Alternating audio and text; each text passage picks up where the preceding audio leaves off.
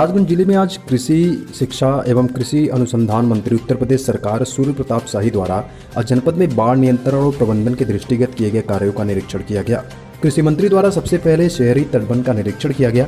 उन्होंने तटबंध पर चल रहे सुदृढ़ीकरण कार्यों और अस्थायी बाढ़ चौक को देखा और संतोष व्यक्त किया। इसके उपरांत उन्होंने महाव नाले को देखा। जिलाधिकारी अनुनय झा द्वारा जिला प्रशासन द्वारा महाव नाले के तटबंधों के सुदृढ़ीकरण और नाले की सफाई हेतु कराए गए कार्यों को अवगत कराया गया। मंत्री जी ने कराए गए कार्यों पर प्रसन्नता व्यक्त की। मीडिया से बातचीत करते हुए कृषि मंत्री ने कहा कि नेपाल की नदियों के पानी के कारण जनपद की नदियों का जलस्तर बढ़ गया है और इससे उत्पन्न बाढ़ की आशंका को देखते हुए महाराजगंज का निरीक्षण उनके द्वारा किया गया। उन्होंने बाढ़ संबंधी तैयारियों पर प्रसन्नता व्यक्त करते हुए कहा कि प्रशासन पूरी तरह तैयार है। कहा कि बाढ़ राहत सरकार की शीर्ष प्राथमिकता है। स्वयं मुख्यमंत्री जी द्वारा 4 जिलों का भ्रमण कर बाढ़ प्रभावितों से बात कर उनका हालचाल लिया गया और राहत सामग्री का वितरण किया गया। निरीक्षण के दौरान जिला पंचायत अध्यक्ष रविकांत पटेल, जिलाधिकारी अनुनय झा, पुलिस अधीक्षक सोमेंद्र मीणा, एसडीएम सदर रमेश कुमार, अधिशासी अभियंता राजीव कपिल सहित अन्य लोग उपस्थित रहे।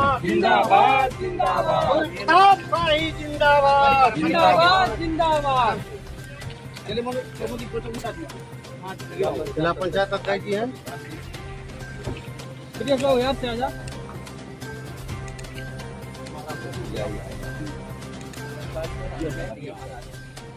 बहुत लोग वीडियो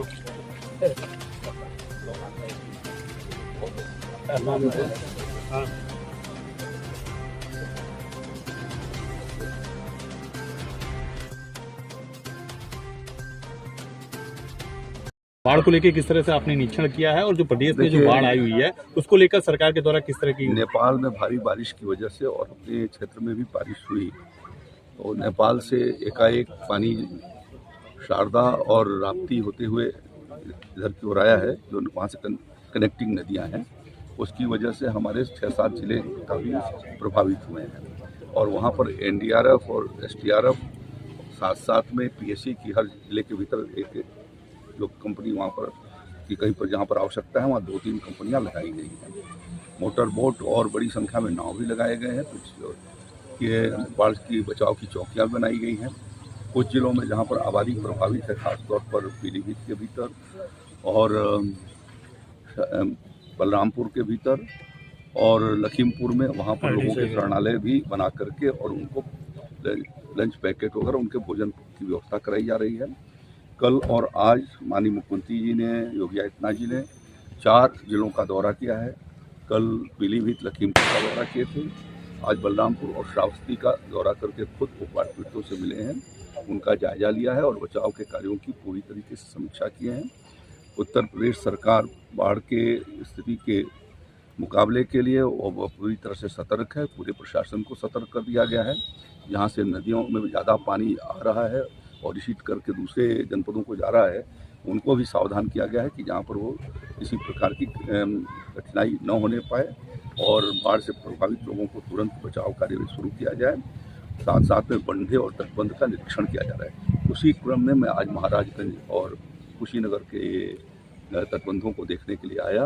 मुझे प्रसन्नता है कि यहाँ पर प्रशासन सतर्क है और व्यवस्था पहले से कर रखी है। जो मुझे बताया गया कि 2017 में बाढ़ आई थी, उस समय काफ़ी गांव डूब गए थे। उसके बाद रोहिन नदी पर बंधा का निर्माण हुआ, जिससे कि अभी पानी नियंत्रित है। हेलीकॉप्टर से हवाई यात्रा के द्वारा पीलीभीत बाढ़ क्षेत्र का दौरा करते सीएम योगी आदित्यनाथ ने बाढ़ प्रभावित क्षेत्र को हेलीकॉप्टर के द्वारा लाइव तस्वीर देखा। लोग बाढ़ से चिंतित होकर जायजा ले रहे हैं। बढ़ते बाढ़ को देखकर संबंधित अधिकारी और वहां के रहने वाले व्यक्तियों को राहत सामग्री व्यवस्था कराने के निर्देश मुख्यमंत्री द्वारा दिए गए।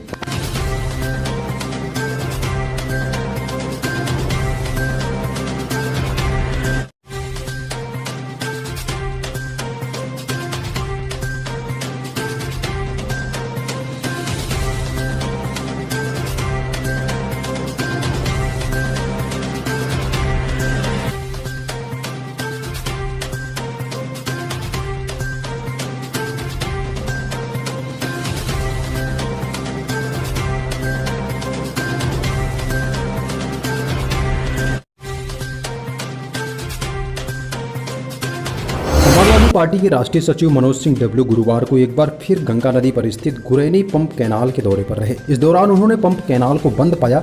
इसके बाद आक्रोश सपा के राष्ट्रीय सचिव ने सिंचाई व बिजली विभाग के साथ ही सैयद राजा विधायक पर जमकर निशाना साधा। सिंचाई व बिजली विभाग को चेतावनी दी कि अपने आपसी झगड़े को खत्म कर समन्वय स्थापित कर दो। 2 दिनों के अंदर पंप कैनाल का संचालन शुरू कराए, अन्यथा किसान अधिकारियों को कैनाल के अंदर बैठाने का कार्य करेंगे। इसके साथ ही सपा नेता मनोज सिंह डब्लू ने सैयद राजा विधायक को भी गुरैनी पंप कैनाल के संचालन के किए जाने की पहल करने की बात कही। साथ ही यह भी कटाक्ष किया कि फेसबुक पर फोटो लगाने व 4 जुमले कहने से कैनाल नहीं चलती, उसके लिए प्रयास करने की जरूरत होती है। बनारस में एसी कमरों में बैठक करेंगे तो कैनाल ऐसे ही सूखी रह जाएगी और किसान की फसलें सिंचाई के अभाव में सूख जाएंगी। लिहाजा किसानों के दुख दर्द को समझे और अधिकारियों के साथ मौके पर जाकर बैठक करके समस्या का समाधान करने की दिशा में कार्य करें। आरोप लगाया कि मात्र 2 घंटे कैनाल चलवाकर फोटो खिंचवाकर जनता और किसानों को गुमराह करने से बचे। जनता जागरूक है। मालूम है कि नहर में पानी चाहिए। आज भी गया था, 2 दिन का टाइम दिया हूँ और किसान एकदम परेशान है कि दोनों लोगों को उसी टंकी में बिठाएंगे फिर 2 दिन के बाद। मेरा हमारा दोस्त मत किया था। फॉरेस्ट विभाग की कोई है और जरा दिखाइए कैनाल। 7 तारीख को मैं कहा कि 2 दिन में कैनाल नहीं चलेगी तो धरना होगा। 8 तारीख को माननीय विधायक जी यहां पर आए। 9 तारीख को 2 घंटा के लिए कैनाल चली। सिंचाई विभाग और बिजली विभाग दोनों मिलकर आपस में झगड़ा कर रहे हैं कि बिजली का काम बिजली विभाग करेगा, ये करेगा, वो करेगा। मैं पूछना चाहता हूं, लघु डाल या बिजली विभाग दोनों से मैं कहना चाह रहा हूं कि आपस में तालमेल बनाकर इस कैनाल को चलवाने का काम करें। ये रोज रोज की नौटंकी हो रही है और हमारे एक विधायक जी हैं, वो उठक बैठक मीटिंग कर रहे हैं बनारस में। माननीय विधायक जी, वो उठक बैठक जो मीटिंग है इस कैनाल पे कराइए। ये कैनाल आपने कह दिया, फेसबुक पर लिख दिया, लोगों के बीच में आपने पेपरों में कह दिया कि कैनाल चालू है। ये कैनाल दिखाइए क्या हालत है। आपको दिखाने के लिए 2 घंटा ये चालू हो गया और 2 घंटा आप फोटो खिंचवा के डाल दिए और उसके बाद आज 3 दिन से कैनाल बंद है। बिजली विभाग के कुछ खराबी की वजह से लघु डाल कह रहा है कि बिजली विभाग बनवाएगा और बिजली विभाग कह रहा है कि लघु डाल पैसा देगा। मैं ये नहीं जानता हूं कि कौन देगा। माननीय विधायक जी इसमें पहल करिए आप। और मैं अभी 11 साढ़े 11 बजे मैं डीएम साहब से मिलने जा रहा हूं। इस पे मैं बात करूंगा, चाहे बिजली विभाग हो और चाहे वो लघु डाल हो। अगर ये नहीं बना तो 2 दिन के बाद भले मेरे ऊपर केस हो, अगर कल और परसों छोड़ के मैं आऊंगा परसों, अगर ये चालू नहीं मिलेगा तो अधिकारी साहब आपको हाथ जोड़ के निवेदन कर रहा हूं कि इसी में आपको बिठाने का काम आपका मनोज करेगा। इसी में बिठाने का काम करूंगा मैं। ये रोज रोज की नौटंकी और इसी की बात नहीं कर रहा हूं। चाहे गंगा की हो, चाहे कर्मनाशा की कोई भी कैनाल हो, ये चलनी चाहिए। खास करके इसलिए मैं आया कि माननीय विधायक जी मेरे आने के बाद आए और कहे कि मेरी कैनाल चल रही है। तो मैंने कहा माननीय विधायक जी जरा बढ़िया से दिखाओ कि कैनाल कैसे चल रही है। ये दिखाना बहुत जरूरी था, इसलिए मैं आया हूँ। मैं जा रहा हूँ डीएम साहब से मिलने। डीएम साहब से मैं इसीलिए बात करने का काम करूँगा। जय हिंद, जय समाजवाद। किसान यूनियन संकर के राष्ट्रीय आह्वान पर राष्ट्रीय अध्यक्ष चौधरी दिवाकर सिंह के नेतृत्व में आज नेशनल हाईवे 9 पर स्थित अतरासी पुल के नीचे एक विशाल धरना प्रदर्शन किया गया। भाकियू शंकर संगठन के द्वारा विभिन्न मांगों को लेकर आज एक विशाल धरना प्रदर्शन हुआ, जिसमें हजारों की संख्या में किसानों ने बढ़ चढ़कर हिस्सा लिया। धरना स्थल की सुरक्षा व्यवस्था को लेकर पुलिस प्रशासन भी चौकन्ना नजर आई। इस दौरान भाकियू शंकर के द्वारा देश के प्रधानमंत्री को संबोधित एक ज्ञापन तहसीलदार अमरोहा को सौंपा गया। भारतीय किसान यूनियन संकर के राष्ट्रीय अध्यक्ष चौधरी दिवाकर सिंह ने कहा कि यदि इस देश को गृह युद्ध से बचाना है तो जनसंख्या नियंत्रण कानून को तत्काल लागू करना होगा। आज हम चाहे जितने भी संसाधन उत्पन्न कर ले, लेकिन लगातार बढ़ती जनसंख्या के कारण ये सभी कम पड़ेंगे। इस देश में जनसंख्या नियंत्रण कानून लागू नहीं होता है तो हम कभी विकसित देश नहीं बन पाएंगे। इसीलिए देश हित में काफी आवश्यक है कि प्राकृतिक संसाधनों की अंधाधुंध दोहन रोकने के लिए जनसंख्या नियंत्रण कानून अतिशीघ्र बनाई जाए। भाकियू शंकर संगठन की मांग है कि किसी के भी 2 से अधिक बच्चे नहीं होने चाहिए।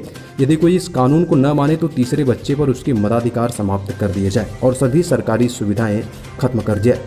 वहीं चौथे बच्चे पर उक्त दंपत्ति को 10 वर्ष की कारावास व सरकारी कर्मचारियों के 2 से अधिक बच्चे होने पर उनकी सरकारी नौकरी समाप्त करते हुए कोई भी प्रमोशन न दिया जाए, ताकि इस देश को भविष्य में आने वाले गृह युद्ध से बचाया जा सके। इसीलिए देश हित समाज हित में जनसंख्या समाधान कानून, समान नागरिक संहिता कानून व समान शिक्षा कानून को भी लागू किया जाना आवश्यक है। वहीं किसानों से जुड़ी हुई विभिन्न समस्याओं पर बात करते हुए उन्होंने कहा कि देश भर में व्याप्त प्रशासनिक स्तरीय तहसील, ब्लॉक विकास भवन, विद्युत विभाग को भ्रष्टाचार मुक्त किया जाए। पूर्ववर्ती सरकारों की ही तरह आज भी प्रशासनिक कर्मचारियों द्वारा भ्रष्टाचार हो रहा है, जिससे जनता के बीच में सरकार की छवि धूमिल हो रही है। अतः सरकार को इन भ्रष्टाचारियों पर भी कड़ी कार्रवाई करनी चाहिए। गन्ने का समस्त अवशेष गन्ना मूल्य तत्काल ब्याज सहित दिलाते हुए आगामी पेराई सत्र के गन्ना मूल्य निर्धारण सुनिश्चित की जाए।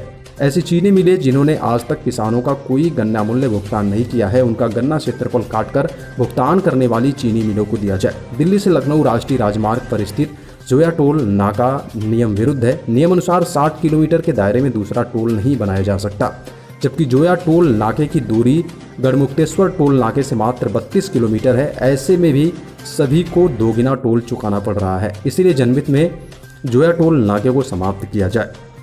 मुरादाबाद मंडल में कृषि विभाग के वित्तीय सत्र 2021-22 में बेलर मशीन निकली थी, जिसमें करोड़ों रुपए का घोटाला हुआ था। इस मामले में निष्पक्ष जांच कराते हुए दोषियों के खिलाफ कड़ी कार्रवाई की जानी चाहिए। छुट्टा व आवारा गोवंशी पशुओं का भी अस्थायी समाधान करते हुए इनके द्वारा किए गए हमलों में मृतक आश्रितों को 10 लाख रुपए की आर्थिक सहायता प्रदान की जाए। इस दौरान धरना स्थल पर पहुंचे अधिकारियों में SOC चकबंदी अमरोहा, तहसीलदार अमरोहा, ICDI व secretary Amroha, deputy CMO Amroha, मुख्य पशु चिकित्सा अधिकारी Amroha, DD agriculture Amroha, GM प्रथमा यूपी ग्रामीण बैंक आदि के अधिकारी भी शामिल रहे। वहीं यूपी प्रथमा ग्रामीण बैंक के अधिकारियों ने भाकियू शंकर संगठन की सभी मांगों को मौके पर ही मान लिया और उनके निस्तारण का भरोसा दिलाया है। इस दौरान प्रदर्शन में मुख्य रूप से स्वामी हरमनोज दास प्रदेश संरक्षक, सत्यपाल सिंह जिलाध्यक्ष, चौधरी धर्मवीर सिंह जिला संरक्षक, चौधरी नवलवीर सिंह मंडल अध्यक्ष, विक्रम पवार, प्रमोद नागर, सत्यवीर सिंह, जयवीर सिंह गुज्जर, धीरज सिंह, अनिल भटनागर, रीना सहित आदि लोग शामिल रहे। शंकर सिंह राष्ट्रीय अध्यक्ष भारतीय किसान संघर्ष से हैं। हमारे प्रदेश संरक्षक, जिले के सारे कार्यकारिणी हैं। ये आज देश में जो एक बड़ा आंदोलन जनसंख्या घनत्व रोकने के लिए जनसंख्या समाधान कानून लागू कराना, वन नेशन वन एजुकेशन, एक देश एक शिक्षा और नकल माफिया पे लगाम लगाना, समान नागरिक संहिता कानून लागू कराने के लिए आज देश भर में किया जा रहा है। आज हमारा मांग पत्र जिलाधिकारी महोदय के माध्यम से आदरणीय प्रधानमंत्री को भेजा जाएगा। जब देश बचेगा तभी हम बचेंगे। हम दो, हमारे दो, सबके दो, इसके लिए आंदोलन है। जय हिंद, जय जवान, जय किसान। नगर निगम की एक ही बरसात में खुली पोल, गजब की लापरवाही। बच्चों से भरी बस फंसी सागर पुलिया के नीचे। ट्रैफिक पुलिस व अन्य नागरिकों के कंधे पर बैठाकर बस के अंदर बच्चे को निकाला बाहर। नगर निगम की एक ही बरसात में पोल खुल गई। 2 घंटे की बारिश ने कटनी नगर निगम और जिला प्रशासन के सारे दावे खोखले साबित कर दिए हैं। वेलवेदर स्कूल की बच्चों से भरी बस फंसी पुलिया के नीचे। ट्रैफिक पुलिस व अन्य नागरिकों ने कंधे पर बिठाकर बस के अंदर बैठे बच्चों को बाहर निकाला। जानकारी के अनुसार बता दें कि नगर निगम विभाग की लापरवाही के कारण बच्चों से भरी स्कूल पुलिया में फंस गई। बस के अंदर बैठे बच्चों की हालत खराब हो रही थी। जैसे ट्रैफिक पुलिस को जानकारी लगी स्कूल बस सागर पुलिया के नीचे फंसी है, ट्रैफिक पुलिस व स्थानीय जनों द्वारा बस के अंदर जाकर बच्चों को कंधे में बिठाकर बाहर निकाला गया। राहगीर भी मदद की। बच्चों के स्कूल टीचर के निकलते ही टीचर के गले लगकर बिलक बिलक कर रो पड़े और नगर निगम की लापरवाही देखते हुए सागर पुलिया हुए बारिश का पानी जमा होने की निकासी नहीं बन पाई है, जिसके कारण यह हादसा देखने को मिला। अगर यहाँ उपस्थित ट्रैफिक पुलिस और राहगीर न होते तो बस में बच्चे फंसे रहते। नाम को कुछ नहीं हुआ है। ये वीडियो पहले बना लो आप। मैडम जी क्या हो गया यहाँ पे? कुछ नहीं, यहाँ पानी भर गया, बस एकदम से यहाँ पे बैटरी बंद हो गई, बस में पानी आ गया। कौन से स्कूल से हैं मैम आप लोग? सिंह ने संभावित बाढ़ क्षेत्र तहसील टांडा के गांव माझा उल्टाहवा पहुंचकर मौके पर जायजा लिया। गांव माझा उल्टाहवा का जिलाधिकारी अविनाश सिंह ने स्थलीय निरीक्षण किया। इस संभावित बाढ़ क्षेत्र में लगभग हर वर्ष बाढ़ जैसी स्थिति उत्पन्न हो जाती है। बाढ़ आने के पूर्व सभी तैयारियां जिला प्रशासन की तरफ से की जा रही है। जिलाधिकारी अविनाश सिंह ने ग्रामीणों से वार्ता कर सरकार द्वारा चलाई जा रही जन कल्याणकारी योजनाओं के मिलने वाले लाभ के बारे में पूछा। इस दौरान जिलाधिकारी अविनाश सिंह ने राशन कार्ड, शौचालय, प्रधानमंत्री आवास योजना, मुख्यमंत्री आवास योजना तथा अन्य योजनाओं के बारे में जानकारी ली। मौके पर ग्राम प्रधान ने अवगत कराया कि जिला प्रशासन की तरफ से सभी व्यवस्था समय से पूरी कर दी जाती है। जिलाधिकारी द्वारा निर्देशित किया गया कि जिन घरों में शौचालय, आवास अभी तक नहीं बने हैं, ऐसे घर को चिन्हित कर पात्र लाभार्थी को लाभान्वित किया जाए। जिलाधिकारी अविनाश सिंह के पूछे जाने पर मौके पर उपस्थित कोटेदार ने अवगत कराया कि इस गांव में राशन कार्ड धारकों को राशन समय से वितरित किया जाता है। पशु चिकित्सक को निर्देशित किया गया कि गांव में जिन पशुओं का वैक्सीनेशन तथा ईयर टैगिंग अभी तक नहीं हुआ है, उन पशुओं को चिन्हित कर 100% वैक्सीनेशन कराई जाए। साथ ही साथ संभावित बाढ़ के मद्देनजर भूसा आदि का बंदोबस्त भी किया जाए। बाढ़ को देखते हुए जिलाधिकारी ने 5 स्टीमर देने के लिए निर्देशित किया, जिससे बाढ़ के समय यहाँ के ग्रामीणों को आने जाने में किसी प्रकार की असुविधा न हो। जिला पूर्ति अधिकारी को निर्देशित किया गया कि उनके खाने पीने और उजाले की व्यवस्था के लिए शासन से मिट्टी का तेल मांग किया जाए, जिससे लाइट न रहने पर मिट्टी के तेल से दीपक जल सके। उप जिलाधिकारी टाडा को निर्देशित किया गया कि उजाले के लिए पेट्रोमैक्स की व्यवस्था भी कराई जाए। मुख्य चिकित्सा अधिकारी को निर्देशित किया गया कि गांव में चिकित्सा अधिकारी से भ्रमण कराते रहे, जिससे ग्रामीणों को इलाज के लिए आवश्यक दवाएं उपलब्ध होती रहे। ग्राम प्रधान एवं सेक्रेटरी को जिलाधिकारी ने निर्देशित करते हुए कहा कि गांव में निरंतर साफ सफाई, एंटी लार्वा का छिड़काव कराते रहें। गांव में किसी प्रकार की गंदगी नहीं दिखनी चाहिए। साफ सफाई पर विशेष ध्यान देने की हिदायत दी गई। जिलाधिकारी द्वारा गांव में बने प्रधानमंत्री आवास, मुख्यमंत्री आवास योजना के लाभार्थियों से वार्ता की गई तथा उनकी समस्याओं के बारे में भी पूछताछ किया गया। इस दौरान जिलाधिकारी ने ग्रामीणों को पूर्ण भरोसा दिलाया कि संभावित बाढ़ के दौरान ग्रामीणों को शासन द्वारा सभी सुविधाएं तत्काल और पर्याप्त दी जाएंगी। इस दौरान मौके पर उप जिलाधिकारी टाडा मोहनलाल गुप्ता, पुलिस क्षेत्राधिकारी टाडा, तहसीलदार, सेक्रेटरी, लेखपाल, ग्राम प्रधान, कोटेदार।